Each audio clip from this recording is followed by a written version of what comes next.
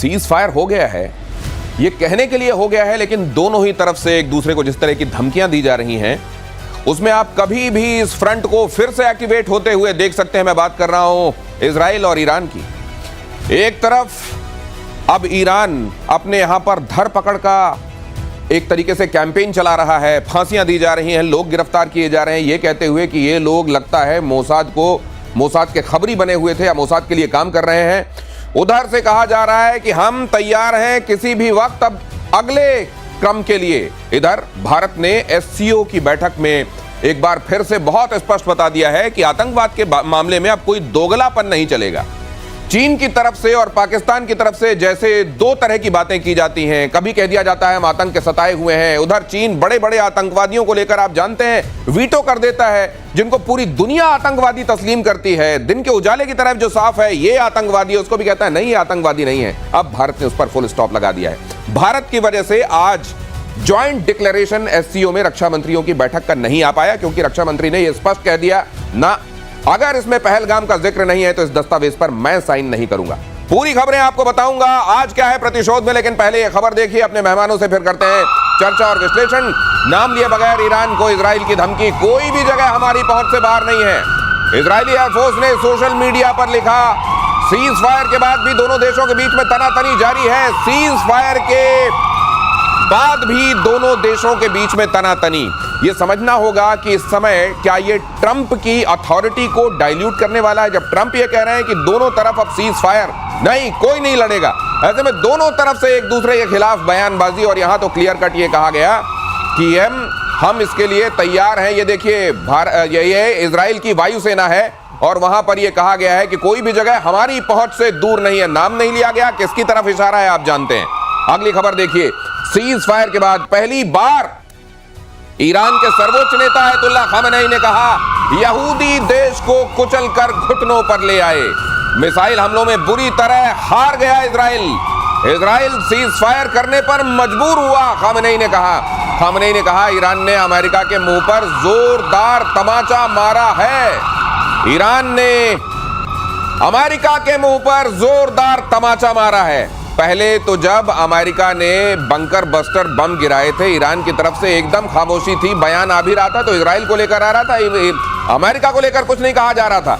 अब खामेनेई सामने आए हैं, इतने दिनों बाद क्यों सामने आए हैं और अब कह रहे हैं कि सीज फायर के लिए इजराइल को हमने मजबूर कर दिया, हमने यहूदी कौम को घुटने पर ला दिया।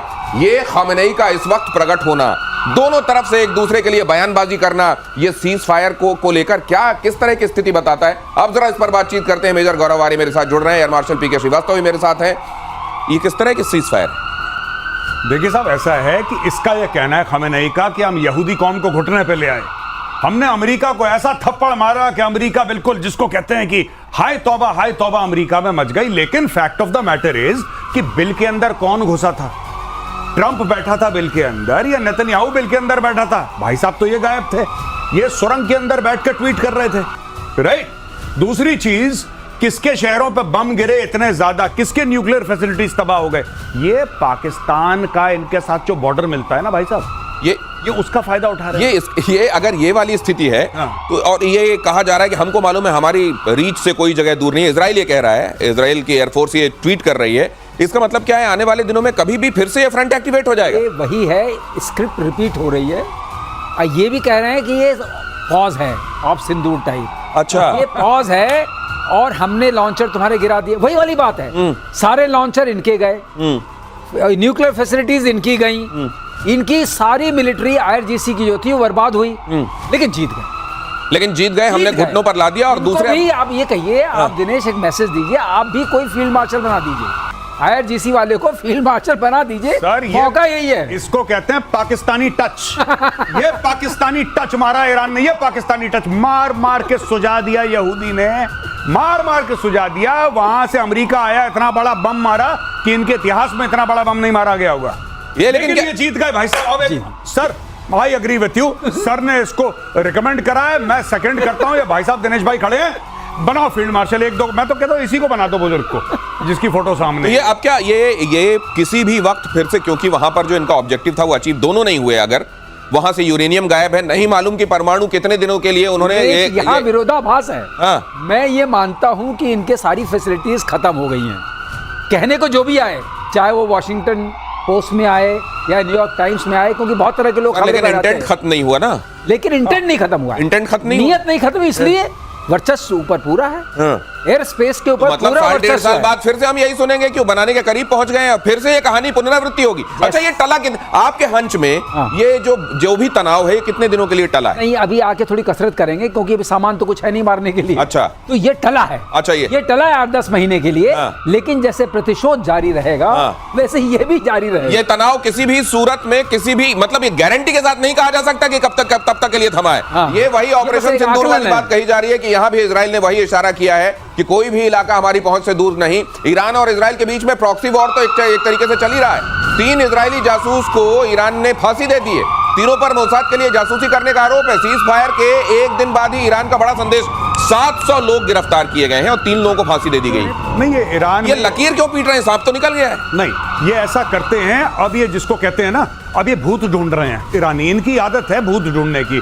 ये भी गद्दार है, ये भी गद्दार है, ये भी गद्दार है, गद्दार है। अब देखिए जो फेलियर हुआ है दिनेश, हमें बात समझनी पड़ेगी। अब थोड़ी सी जरा स्ट्रेटेजिक बात कर लेते हैं। जो ईरान का फेलियर हुआ है, जो इजरायली हवाई जहाज ईरान के ऊपर उड़े हैं, जिनको पता ही नहीं क्या हो रहा है, इनको पता ही नहीं नीचे क्या हो रहा है, जो अमेरिकन हवाई जहाज आए, इनको पता ही नहीं नीचे क्या हो रहा है। अब आप किसको इसको दोषी ठहराएंगे? क्या आप खमेनी को बोल सकते हैं कि तुम्हारी लीडरशिप खराब है? आप नहीं बोल सकते। क्या आप IRGC के जनरल को बोल सकते हैं कि तुमने अपना काम ठीक से नहीं करा? आप नहीं बोल सकते। आप किसको बोलेंगे? तो आप सड़क से लोगों को पकड़ेंगे कि एक्चुअली क्या है कि हमारे बीच में गद्दार हैं। गद्दार नहीं है, तुम नालायक हो, तुम नालायक हो जो तुम नहीं लड़ पाए। अब ये गद्दार ढूंढ रहे हैं कि किसी के ऊपर गद्दारी का ये टीकरा फोड़ दें और उसको बिल्कुल फांसी दे दें कि खुद की इज्जत बच जाए। क्योंकि अपनी इज्जत बचाना रेजिम की, देखिए रेजिम जो है ना ये खमेनी की, ये अपनी इज्जत बचा रही है अपने लोगों के बीच में, अपना वर्चस्व कायम करने के लिए कि देखो हम गलत नहीं थे, लेकिन अगर हमारी पीठ पे ही किसी ने खंजर उतार दिया तो फिर हम क्या करें? हम तो मजबूर हैं। ये वाली स्टोरी दिनेश, ये बात होती है ना, कोई भी रजीम सीरियसली स्पीकिंग तभी तक चलती है जब तक वो दिखाती रहे कि हम बड़े मजबूत हैं।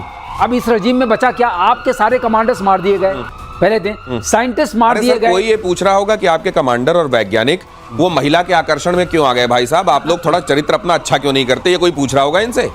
ये देखिए बहुत मॉरल रजीम है ये। इसमें मॉरल पुलिस भी है और एक सीक्रेट पुलिस है जो सीक्रेटली पता करती है कितने लोग मॉरल स्टैंडर्ड्स को मीट करते हैं। अब आप समझ सकते हैं बाकी काम तो मतलब ये सांप निकल जाने के बाद लकीर पीटने वाला बली का बकरा ढूंढ के, स्केपगोट जिसको कहते हैं ना, कि अब ये जिम्मेदार हैं, उधर नहीं, घाव छोड़कर बाकी जगह मरहम पट्टी की जा रही है क्या? ये सवाल सामने है। और अगली खबर देख लीजिए, इजरायली खुफिया एजेंसी मोसाद के चीफ डेविड बर्निया क्या कह रहे हैं। उन्होंने बड़ा बयान दिया है, ईरान में वर्षों तक बनी रहेगी मोसाद। ये गारंटी उनको कैसे है, ये जरा बताइएगा आप लोग। क्या वहां के बहुत सारे लोग ये मोसाद को चिट्ठी लिख के कह चुके हैं चिंता मत करो? गुरुत्वाकर्षण के प्रभाव में वहां मोसाद बना रहेगा, क्योंकि आपने अभी आकर्षण की बात की थी, उसका गुरुत्व बना रहेगा। अच्छा, उसका गुरुत्व बना रहेगा, वो आकर्षण की वजह से गुरुत्व बना रहेगा, ये है बड़ी बात। ईरान में अकल्पनीय कामयाबी मिली, डेविड बर्निया ने कहा। हमारा मिशन अभी तक खत्म नहीं हुआ है। डेविड बर्निया ने यह भी कहा, मोसाद को दुनिया भर में बहुत ही काबिल खुफिया एजेंसी के तौर पर मान्यता मिली हुई है, इसको तो आप जानते हैं। लेकिन ईरान में उनका काम आसान है या मुश्किल? वो जगह जहां पर आपको दुश्मन देश में ही अपने समर्थक मिल जाए, वहां काम आसान हो जाता है। और कहते हैं ईरान में बहुत सारे लोग ऐसे हैं जो खुद ही मोसाद को खबर पहुंचाते हैं। क्या ये बात सच है? बिल्कुल सच है। और पिछली बार जब लड़ाई हुई थी तो ईरान के अंदर तेहरान में पोस्टर लगे थे जो कि आम ईरानियों ने लगाए थे, और आम ईरानियों ने बोला था कि भाई देखो, हमारी तुमसे लड़ाई नहीं है, यानी कि हमारी ईरान से लड़ाई नहीं है, ठीक है? तुम्हारी जो लड़ाई है वो खमेनी से है, वो वहां पे रहता है, तुम उसके घर पे बम मारो, भाई हमारे घर पे बम मत